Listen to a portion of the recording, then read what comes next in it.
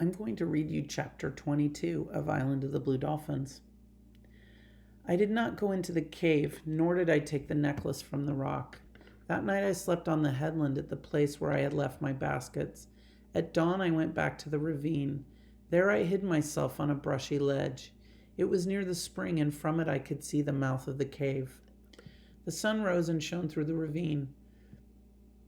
I could see the necklace lying on the rock. The stones looked blacker than they had in the darkness, and there were many of them.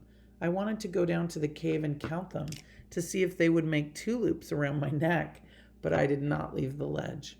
I stayed there all the morning. The sun was high when Rontu barked, and I heard steps below me. The girl came out of the brush singing. She walked to the cave, but when she saw the necklace lying on the rock, she grew quiet. She picked up the necklace and put it down again and peered into the mouth of the cave. 2 of my baskets were still there. Then she went and drank from the spring and started off through the brush. I jumped to my feet. "Tutok," I cried, running down the ravine. "Tutok." She came quickly out of the brush, so quickly that she must have been waiting nearby to see if I would return. I ran to the rock and put on the necklace and turned around for her to admire it. The beads made not 2 loops, but 3. They were long and oval instead of round, which is a very hard shape to make and takes much skill. "Wincha," she said. "Wincha," I said after her, the word strange on my tongue. Then I said the word that meant pretty in our language. "Wintai," she said, and laughed, because this was strange to her. She touched the necklace, giving the word for it, and I gave mine. We pointed out other things, the spring, the cave, a gull flying, the sun, and the sky, Rontu asleep, trading the names for them and laughing because they were so different. We sat there on the rock until the sun was in the west and played this game. Then Tutok rose and made a gesture of farewell. "Mane," she said, and waited to hear my name. "Wanapale," I answered, which, as I have said, means the girl with the long black hair. I did not tell her my secret name. "Mane, Wanapale," she said. "Passe no, Tutok," I replied. I watched her go through the brush. I stood for a long time listening to her footsteps until I could hear them no more, and then I went to the headland and brought the baskets back to the cave. Tutok came again the next day. We sat on the rock in the bright sun, trading words and laughing. The sun went fast in the sky. The time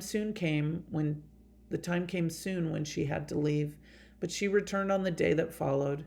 It was on this day when she was leaving that I told her my secret name. "Karana," I said, pointing to myself. She repeated the word, but she did not understand what it meant. "Wanapale," she said, frowning. I shook my head, pointing again to myself. I said, "Karana." Her black eyes opened wide. Slowly she began to smile. "Passe no, Karana," she said. That night I began to make a gift for her in return for the necklace she had given me. At first I thought I would give her a pair of my bone earrings, but remembering that her ears were not pierced and that I had a basket of abalone shells already flaked into thin discs, I set about making a circlet for her hair. So a circlet is like a headband that goes around your forehead. I bored 2 holes in each of the discs using thorns and fine sand. Between them I put 10 olivella shells, which were no larger than the tip of my little finger, and I threaded them all together with sinew. I worked 5 nights on the circlet, and on the 5th day when she came I gave it to her, putting it around her head and tying it in the back. "Wincha," she said, hugging me. She was so pleased that I forgot how sore my fingers were from boring the holes in the hard shells. Many times she came to the cave, and then one morning she did not come. I waited for her all that day, and at dusk I left the cave and went to the ledge where I could watch the ravine, fearing that the men had learned that I lived here and would find me. That night I slept on the ledge. The night was cold with the first wind of winter. Tutok did not return the next day, and I remembered that it was near the time when the Aleut hunters would leave. Perhaps they had already gone. That afternoon I went to the headland. I climbed the rock and crawled across it until I could look over the rim. My heart beat loud. The Aleut ship was still there, but men were working on deck, and canoes were going back and forth.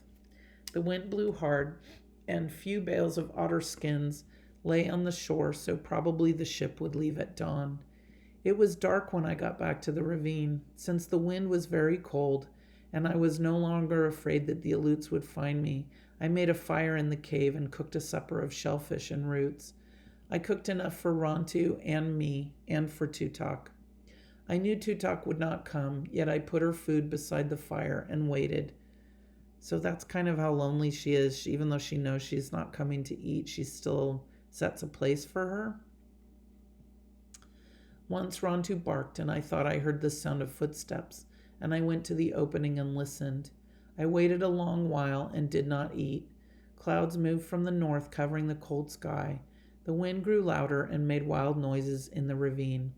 At last I closed the mouth of the cave with stones. At dawn I went to the headland. The wind had died. Fog lay over the sea, washing against the island in gray waves. I waited a long time for a glimpse of Coral Cove, but finally the sun burned away the fog. The little harbor was deserted. The Aleut ship with its red-beaked prow and red sails had gone. At first, knowing that I could now leave the cave and move back into my house on the headland, I was happy. But as I stood there on the high rock looking down at the deserted harbor and the empty sea, I began to think of Tutok. I thought of all the times we had sat in the sun together. I could hear her voice and see her black eyes squinting closed when she laughed. Below me, Rontu was running along the cliff, barking at the screaming gulls. Pelicans were chattering as they fished the blue water. Far off I could hear the bellow of a sea elephant. But suddenly, as I thought of Tutok, the island seemed very quiet.